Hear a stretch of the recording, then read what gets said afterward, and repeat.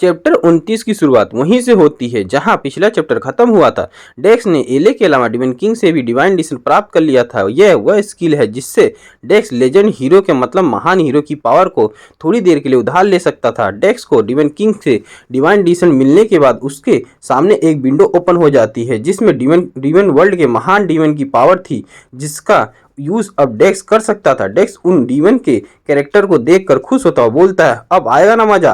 तभी D1 king डेक्स को ऐसे खुश देखकर पूछता है, हे मास्टर, आपको क्या लगता है, क्या आपको इनमें से कोई पसंद आया? डेक्स बोलता है, हाँ, ये मेरी सोच से ज़्यादा बहुत अच्छा है। और वैसे देखा जाए तो जो हेवन साइड है वो पावर पर बहुत ज़्यादा फोकस करती है जबकि डीवन साइड स्किल पर ज़्यादा फोकस करता है।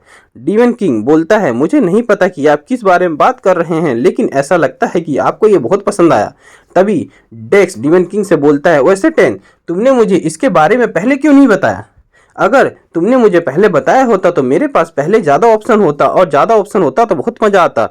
डीवन किंग उधर एले को धक्का दे रहा था और धक्का देते हुए बोल रहा था, कोई खास कारण नहीं था, सच में आपने कभी इसके बारे में पूछा ही नहीं और मैंने सोचा कि आप शायद हेवंस की शक्तियों का ज़्यादा इस्तेमाल करना चाहते हैं। डीवन किंग की बात सुनकर डेक्स बोलता है, तुमको क्या लगता है कि मुझे इसकी परवाह है? डीवन किंग बोलता है, अजीब सा मुंह बनाता हुआ बोलता है, हाँ, शायद आपको कोई परवाह नहीं है। उसके बाद डेक्स सारी बातों को साइड करके डीवन किंग से जो डिवाइन डिशन मिला है उसे देखने लगता है और बोलता है, मुझे इनमें से कौन सा चुनना चाहिए? मुझे तो ऐसा लग रहा है जैसे मैं ऑनलाइन शॉपिंग कर रहा हूँ। और फिर डेक्स उनमें से एक हड्डी की शक्ल का था उसको चुन लेता है और डीवन किंग डेक्स को उसे चुनता देखकर पूछता है, आखिर आप उसे ही क्यों चुन रहे हो? तो डेक्स बोलता है, मैंने इसे किसी लाइब्रेरी के बुक के इतिहास की किताब में देखा था। और एले भी देखने की कोशिश करती है कि आखिर डेक्स ने किसे चुना, लेकिन जैसे ही एले देखती है कि वो बहुत ज़्यादा हैरान हो जाती है और उसे देख कर कि वो लीच आर गेमर होता है। फिर हमें बताया उसके बारे में बताया जाता है कि जो लीच आर गेमर है वो नेक्रोमेंसी के एकदम पीक पर था। बताया जाता है कि वो सबसे ज़्यादा दी मोस्ट इवल डार्क मेज कहा जाता था जिसने एक साम्राज्य और 4 राज्यों को हराया, पूरे महाद्वीप को भय से भर दिया था।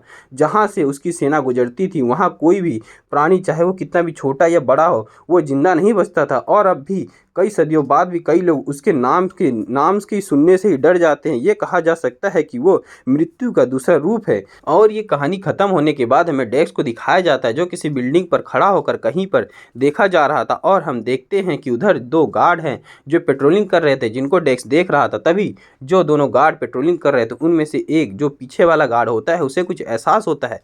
उसे ऐसे देख कर पीले वाला गार्ड उससे पूछता है, क्या हुआ भाई? तो दूसरा गार्ड परेशान होता हुआ और घबराता हुआ बोलता है, ऊपर ऊपर छत पर शायद कोई इंसान है। तभी डेक्स बोलता है, डिवाइन डिसेंट और लीच आर गेमर को चुनता है। उसके अंदर लीच आर गेमर के आते ही उसका रूप ही चेंज होने लगता है और उससे जो पावर निकल रही थी उससे उधर नीचे खड़े गार्ड को बहुत भारी प्रेशर महसूस हो रहा था और वो लोग बोल रहे थे, ये अचानक से हवा बहुत ज़्यादा ठंडी कैसे हो गई? उसके बाद हम डेक्स को देखते हैं, उसका रूप एकदम अलग लग रहा था और उसके अंदर से ब्लैक रंग की रोशनी निकल रही थी। और तभी कुछ नोटिफिकेशन दिखाया जाता है जिसमें लिखा था, एक डीमन वर्ल्ड का प्राणी आर गेमर खिलाड़ी के शरीर पर कब्जा कर रहा है या कर लिया है। आप उस प्राणी की शक्तियों का स्थायी रूप से उपयोग कर सकते हैं। और डेक्स उन नोटिफिकेशन को देखने के बाद बोलता है, स्किल सेटिंग वैसा ही है जैसा मैंने सोचा था। उसके बाद हम उस गार्ड को देखते हैं, उनके पास तक भी वो ब्लैक रंग की रोशनी आ रही थी जिससे वो परेशान लग रहा था और वह सोच रहा था, ये ओमनेस एनर्जी बहुत ज़्यादा है, मुझे यकीन है ये एक प्रकार का डार्क मैजिक स्किल है और वह भी एक हाई लेवल की, तो फिर मैं शुरू से ही अपना पूरा दम लगा दूंगा इस लड़ाई में। और फिर वह गार्ड बोलता है, लेडनर सुनो, हम उसे जिंदा नहीं पकड़ पाएंगे। तो वह ब्लैक गार्ड उससे बोलता है, लेकिन तब हम उसकी पहचान की जांच कैसे कर पाएंगे? लेकिन फिर पीले वाला गार्ड अपनी तलवार को निकालता हुआ बोलता है, ये समय इन बातों पर ध्यान देने का नहीं है, अगर हम यहाँ हारते हैं तो ड्यूक ब्रेन की पूरी हवेली उनके कंट्रोल में आ सकती है। और उधर डेक्स खतरनाक वाली स्माइल के साथ बोलता है, चलो फिर शुरू करते हैं। और तभी डेस्क के नीचे से काली सी परछाई जैसी कोई चीज़ निकलकर नीचे खड़े गार्डों की तरफ बढ़ने लगती है और उसे परछाई जैसे घोष को आते हुए देखकर वह गार्ड अपने होली शील्ड यूज़ करता है जिससे वह काली सी जो परछाई थी वो गायब हो जाती है। उसे ऐसा करता देखकर डेक्स बोलता है, ओह, वह तलवार वाला आदमी बहुत होशियार है। मुझे लगता है कि यह अफवाह सच है कि ड्यूक ब्रेन के जो गार्ड हैं वो लड़ने में काफी अच्छे हैं। लेकिन डेक्स जब ये सब सोच रहा था तभी वह गार्ड अपनी तलवार के साथ डेक्स पर अटैक कर देता है और अटैक करते हुए बोलता है, माफ करना, लेकिन मैं अपनी पूरी ताकत से तुम पर अटैक करने जा रहा हूँ, बिना नाम वाले आक्रमणकारी। और फिर वह अपने एक स्किल का यूज करता है, skill unlock divine power judgement blade, और डेक्स के एकदम सामने हवा में आ जाता है अपनी तलवार के साथ। लेकिन डेक्स उसको देखकर स्माइल करता हुआ बोलता है, तेरे बस की बात नहीं है बेटा, जब आपको भेज। और फिर डेक्स बोलता है, स्पिरिट स्पेयर, और तभी एक बड़ा सा मोस्टर उधर आ जाता है जिसके हाथ में एक बड़ी सी तलवार थी, और वह तलवार उस गार्ड के पेट के आर पार हो जाता है जो डेक्स के ऊपर अटैक करने आया था, और वह गार्ड उस तलवार को अपने पेट के आर पार देख हैरान हो जाता है। लेकिन तभी उसके साथ कुछ अजीब सा होने लगता है और उसकी तलवार नीचे उसके साथी के पास गिर जाती है, और वह बचा हुआ गार्ड उसे देखकर बहुत ज्यादा घबरा गया था और घबराया हुआ बोलता है, नहीं नहीं, बिल्कुल नहीं, ऐसा नहीं हो सकता। लेकिन वह जो माना मुझे लग रहा है पक्का ही वह एक लीच है, मारून किंगडम में एक लीच है। और वह ये देखकर उधर से भागने लगता है और चिल्लाता हुआ कि इमरजेंसी इमरजेंसी, एक लीच आ गया है, सब लोग इकट्ठे हो जाओ। लेकिन तभी जो वो घोस्ट होता है वह अपने स्पेयर से उस पर अटैक करके वह स्पेयर उसके पेट के आर पार कर देता है, और डेक्स बोलता है, अभी नहीं बेटा, अभी क्या जल्दी है, एक नेक्रोमेंसन अनडेड को बुलाने से ठीक पहले सबसे ज़्यादा कमज़ोर होता है, और अगर मैं डिवाइन डिशन का उपयोग भी करूं तो भी मैं अभी सभी गार्ड से अकेला नहीं लड़ना चाहता। और उधर उस गार्ड की हालत बहुत ख़राब होती है और वह भी अपने साथी के साथ ज़मीन पर गिर जाता है। फिर डेक्स हंसता हुआ बोलता है, ठीक है, अब मेरे पास सभी ज़रूरी मटेरियल आ गए हैं, फिर क्या मुझे ये ट्राई करना चाहिए। फिर डेक्स बोलता है, राइज द डेड। उसके ऐसा बोलते ही जो वह मरे हुए गार्ड थे वह हवा में उड़ने लगते हैं और उनके पास या उनके चारों तरफ डार्क एनर्जी दिखने लगती है, और फिर वह लोग अनडेड में बदल जाते हैं, एक लो रैंक अनडेड घूल वॉरियर में और दूसरा intermediate rank undead death night में। और डेक्स उनको देखकर स्माइल करता हुआ बोलता है, तो मिस्टर एरोगेंट जीएम ग्रुप के यंग मास्टर, मुझे लगा था कि तुम्हारा जो प्लान एकदम सिंपल है, तो मैंने सोचा कि उसे थोड़ा बदल दिया जाए। और गाइस ये चैप्टर इधर ही खत्म हो जाता है। चैप्टर 30 की शुरुआत में हमें नेक्रोमेंसर के बारे में बताया जाता है कि एक नेक्रोमेंसर अनलिमिटेड अनडेड को समन करने में सक्षम होता है जब तक कि वह किसी कोर्स में माना इन्फ्यूज करता रहता है। दूसरे शब्दों में कहे तो ये कहना मजाक नहीं होगा कि अगर एक अकेला नेक्रोमेंसर अपने आप में एक बहुत बड़ी सेना के बराबर माना जा सकता है। इसीलिए बड़े पैमाने पर या घेराबंदी युद्ध के दौरान उन्हें बहुत ज़्यादा प्रभावी बल माना जाता है, बिल्कुल जैसा आप लोग अभी देख सकते हैं। उसके बाद हम देखते हैं कि अनडेड की आर्मी गार्डों पर अटैक कर रही थी और वह लोग अपनी जान बचाकर भाग रहे थे। उनको देखकर डेक्स सोचता है, ऐसा लग रहा है कि उनकी फॉर्मेशन पूरी तरह से टूट गई है। ये तो बहुत अच्छी बात है, नहीं तो ये मेरे लिए बहुत मुश्किल होता। ऐसा लगता है कि चुपके से और जल्दी से अटैक करना बहुत अच्छा प्लान था। उन अनडेड को देखकर उधर एक गार्ड नाइट चिल्लाता हुआ बोलता है, अरे यार, ये मरे हुए लोगों की सेना आखिर कहाँ से आ गई है? क्या ये पार्कल किंगडम की तरफ से छुपकर किया गया हमला है? उन्हें रोको, अगर हम उन्हें ये जगह लेने दी तो हम पूरी तरह से अलग थलग पड़ जाएंगे, तो जल्दी से होली नाइट को यहाँ बुलाओ। लेकिन उसके साथ वाला बंदा बोलता है, अरे वह सभी मरकर अनडेड बन गए हैं और अगर अब भी कुछ बचे हैं तो वह सभी अब ड्यूक के साथ होंगे। उसकी बात सुनकर वह काले बाल वाला गार्ड बोलता है, क्या?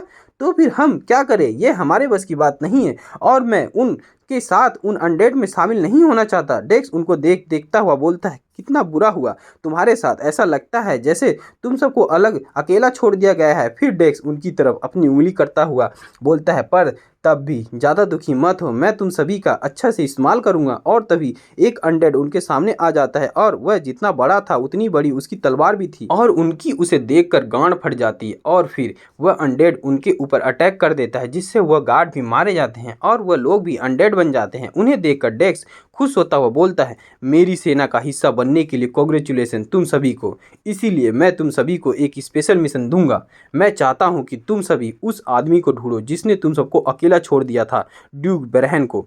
मैं तुम सबको बदला लेने का एक मौका दे रहा हूँ। वह सभी अनडेड अपने सर को झुकाए हुए डेक्स की सारी बातें सुन रहे थे, लेकिन एक अनडेड जिसके सर पर बाल था वह रो रहा था और कुछ बोलने की कोशिश कर रहा था पर कुछ बोल नहीं पाता। और उधर डेक्स ड्यूक ब्रेन के मेंशन के सामने खड़ा होता है और देखता हुआ बोलता है, तो अब ड्यूक ब्रेन, अगर तुम जिंदा रहना चाहते हो तो अपने आप को अच्छी तरह से छुपा लेना, नहीं तो इन अनडेड को देखने के बाद तुम्हारा क्या होगा? वैसे भी छुपने की कोशिश करना भी बेकार ही होगा।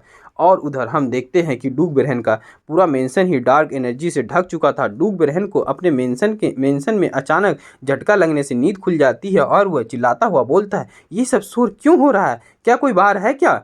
तभी उसके रूम का गेट खुलता है और एक गार्ड जल्दी से अंदर आते हुए बोलता है, डूक ब्रैहन आपको तुरंत यहाँ से निकल जाना चाहिए। डूक ब्रैहन उसकी बात सुनकर पूछता है, निकल जाऊँ? अचानक तुम किस बारे में बात कर रहे हो? और मारून किंगडम में मेरी हवेली से ज़्यादा सेफ प्लेस और कहाँ है? और भाई जब उस गार्ड को सही से देखते हैं जो अभी डूक ब्रैहन के रूम में आया था, उसके आंखों से आंसू निकल रहा था और वह बोलता है, एक लीच आपके मेंशन के ग्राउंड में एक लीच आया हुआ है। उसकी बात सुनकर डूक ब्रैहन की भी गांड फट जाती है और वह बोलता है, तुम सब क्या कर रहे हो, तुरंत मेरी रक्षा करो। वह गार्ड बोलता है, हाँ ड्यूक, मैं होली नाइट को तुरंत इकट्ठा करूंगा। लेकिन तभी उसके रूम के गेट के नीचे से डार्क एनर्जी अंदर आने लगती है और उस एनर्जी के इफेक्ट से डूक ब्रैहन घबरा जाता है और तभी उधर वह अनडेड आ जाते हैं जिनको डेक्स ने स्पेशल मिशन दिया था डूक ब्रैहन को ढूंढने का।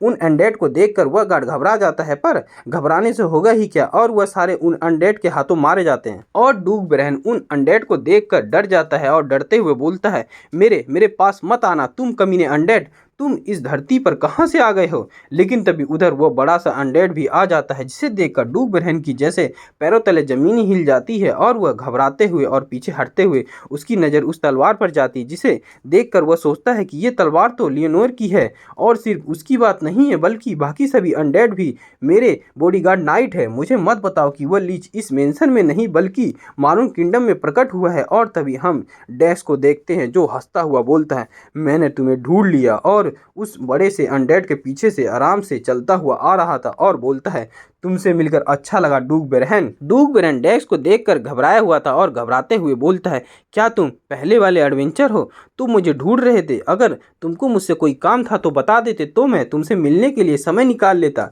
तुम ये क्यों कर रहे हो? नहीं, तुम क्या चाहते हो? मैं तुम्हें सब कुछ दे सकता हूँ जो तुम्हें चाहिए। डेक्स उसकी बात आराम से उधर खड़े होकर सुन रहा था, फिर अपना दांत दिखाता हुआ बोलता है, जो मैं चाहता हूँ वह है तुम्हारी मौत।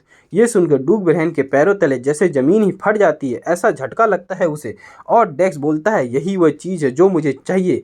और ये सुनकर डूक ब्रैहन की अब पूरी तरह फट जाती है और फिर वह डरे हुए होने के बावजूद भी पूछता है, तुम मेरे साथ ऐसा क्यों कर रहे हो? डेक्स बोलता है, डूक ब्रैहन तुम्हें इस बात का ध्यान रखना चाहिए था कि तुम किसका इस्तेमाल कर रहे हो। क्या तुमको नहीं लगता मुझे युद्ध की परवाह नहीं और मुझे इसकी भी कि तुम राजा बनो या नहीं, या फिर तुमको इससे लाभ होगा या नहीं? लेकिन डूक ब्रैहन डेक्स की बात सुनकर घबराता हुआ पूछता है, तुम्हें ये सब कैसे पता? डेक्स बोलता है, लेकिन तुमको पता होना चाहिए था कि तुम्हें मुझे गुस्सा नहीं दिलाना चाहिए था। उन बददिमाग बेवकूफ़ों का उपयोग करके कोई भी काम ठीक से कैसे किया जा सकता है?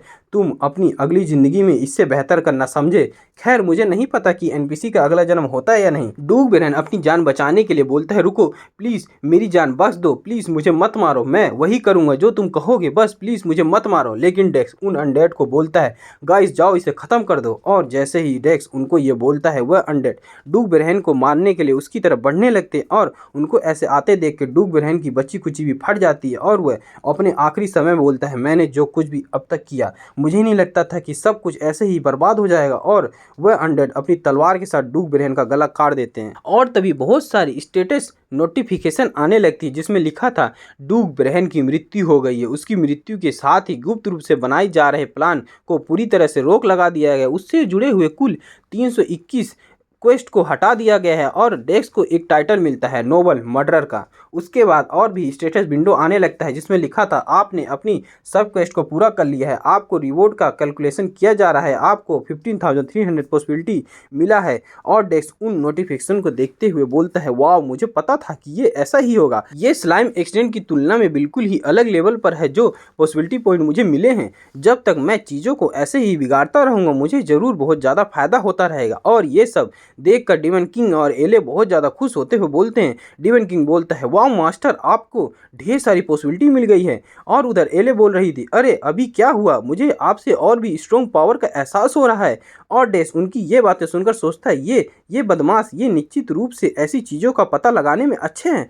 फिर डेक्स बोलता है, 10 इस लीच आर्गेमर के पावर को मैं थोड़ा और यूज़ करूं तो कोई दिक्कत तो नहीं होगी, है ना? इस पे कोई समय सीमा तो नहीं है? डेक्स की बात सुनकर डिमन किंग बोलता है, बिल्कुल नहीं, जब तक आपके पास पॉसिबिलिटी है तब तक आप इसका इस्तेमाल कर सकते हैं। और डेक्स डिमन किंग की बात सुनकर खुश होता हुआ बोलता है, मैं समझ गया, अगर ऐसा है तो अब और मजा आएगा। डिमन किंग डेक्स को ऐसे देखकर बोलता है, अब आप क्या करने वाले हैं? फिर डेक्स बोलता है, राइज द डेड। और डेक्स जैसे ही ये बोलता है, डूक ब्रहन का कटा हुआ सर वापस उसके सर से जुड़ने लगता है। और फिर डेक्स बोलता है, अगर मैं चीज़ों को गड़बड़ कर ही रहा हूँ तो मुझे इसे सही से करना होगा। अभी भी बहुत सारी जगह हैं जो हमारे द्वारा नष्ट किए जाने का इंतजार कर रही है, तो मैं उसे ऐसे ही कैसे छोड़ दूँ? और फिर हम देखते हैं कि डूक ब्रहन का सर वापस जुड़ जाता है, मतलब कि भाई वो भी अनडेड बन गया है। अबे भाई, डूक ब्रहन को क्यों मारा? अच्छा खासा बंदा तो था, उसे धमका कर उसे लूट लेता, मारने की क्या जरूरत थी? चलो भाई कोई बात नहीं, लेकिन ये चैप्टर भाई इधर खत्म हो गया।